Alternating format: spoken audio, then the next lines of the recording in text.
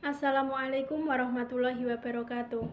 Perkenalkan, nama saya Miftahul Jannah dengan NIM 215231174, program studi perbankan syariah dari kelas 2E Fakultas Ekonomi dan Bisnis Islam UIN Raden Mas Said Surakarta.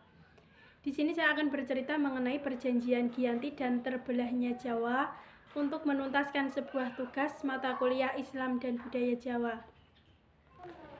Perjanjian Giyanti dan terbelahnya Jawa. Perjanjian Giyanti merupakan peristiwa yang menandai pecahnya Mataram Islam.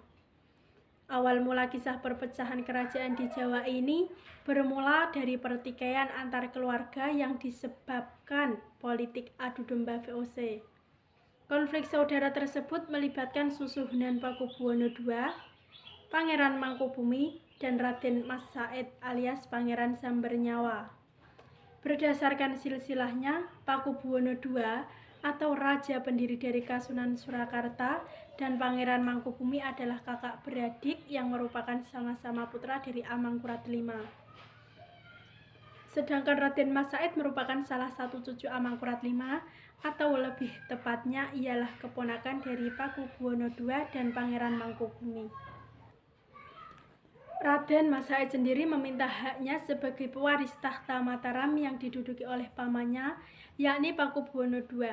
Alasan utamanya ialah bahwa ayah Raden Mas Said atau Pangeran Arya Mangkunegara merupakan putra sulung dari Amangkurat V.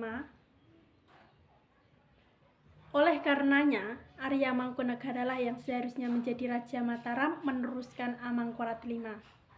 Namun, karena Arya Mangkunegara sering menentang kebijakan VOC, akhirnya berimbas harus diasingkan ke Sri Lanka hingga meninggal dunia. VOC pun kemudian menaikkan putra Amangkurat V lainnya, yakni Pangeran Prabu Suyasa sebagai penguasa Mataram selanjutnya dan bergelar Pakubuwono II. Ketika Pakubuwono II memangku tampuk kepemimpinan Mataram Islam, ia memindahkan ibu kota kerajaan tersebut dari Kartasura ke Surakarta pada 17 Februari 1745. Perpindahan tersebut terjadi setelah Keraton Kartasura hancur akibat adanya pemberontakan yang dipimpin Mas Garendi atau Sunan Kuning pada 1742 dan mengakibatkan Istana Mataram Islam di Kartasura rusak. Hal ini semakin memperkuat Raden Mas Said ingin merebut tahta Mataram dari pamannya Pakubuwono II. Karena memiliki tujuan yang sama, akhirnya Raden Mas Said bekerja sama dengan Pangeran Mangkubumi untuk merebut tahta Mataram Islam dari Pakubuwono II yang dibantu oleh VOC. Pada 20 Desember 1749, Pakubuwono II wafat. Kekosongan pemerintahan ini kemudian dimanfaatkan oleh Pangeran Mangkubumi untuk mengangkat dirinya sebagai Raja baru Mataram Islam. Mengetahui hal tersebut, maka VOC tidak mengakui Pangeran Mangkubumi sebagai penguasa dari Mataram Islam, karena sebelum Pakubuwono II wafat, ia memberikan wewenang pengangkatan Raja baru kepada VOC. Situasi memanas ketika VOC mengangkat putra Pakubuwono II. Raden Mas Werajadi menjadi Raja Mataram Islam dengan gelar Pakubuwono III. Raden Mas Said dan Pangeran Mangkubumi kembali melancarkan serangan pada VOC dan Pakubuwono III. Untuk mengatasi serangan dari Raden Mas Said dan Pangeran Mangkubumi, VOC kemudian menyusun siasat adu domba kedua tokoh tersebut. VOC mengirimkan utusan khusus untuk menghasut Raden Mas Said agar berhati-hati terhadap Pangeran Mangkubumi yang bisa mengkhianatinya. Politik adu domba yang dilancarkan VOC membuahkan hasil.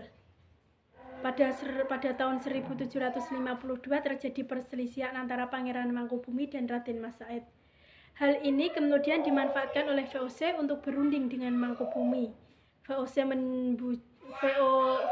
membujuk Mangkubumi dengan menjanjikan setengah wilayah kekuasaan Mataram yang dipegang Pakubuwono III.